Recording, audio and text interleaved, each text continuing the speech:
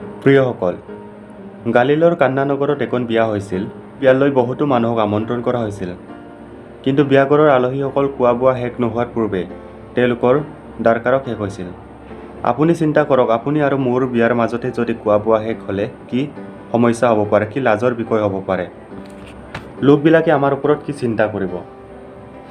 কিন্তু এই বিয়াঘৰত তেওঁলোকে যীচুক আমন্ত্ৰণ কৰাৰ বাবে তেওঁলোকে লাজত পৰিব লগা নহ'ল। যীশুৱে পানীক দাৰকাৰ কৰি তেওঁলোকৰ অভাৱক পূৰ্ণ কৰিলে আৰু তেওঁলোকে লাজত পৰিব লগা নহ'ল। বৰঞ্চ তেওঁবিলাকে সন্মান পালে, লোকবিলাকৰ পৰা প্ৰশংসা পালে।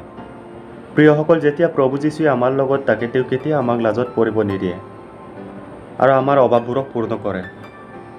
গতিকে আপুনি আপোনাৰ বিয়াত বা আপোনাৰ সন্তানৰ বিয়াত প্ৰভু যীশুক আহ্বান কৰক। প্ৰাৰ্থনাৰে প্ৰভুক আমন্ত্ৰণ কৰক। আপোনাৰ ব্যক্তিগত জীৱনত আপোনাৰ পৰিয়াললৈ প্ৰাৰ্থনাৰে আহ্বান কৰক। তেওঁ কেতিয়াও অভাৱ হ'ব নিদিব আৰু আপোনাক কেতিয়াও লাজত নেপেলাব। ঈশ্বৰে আপোনাক ভাল পায়। ধন্যবাদ। আমেন।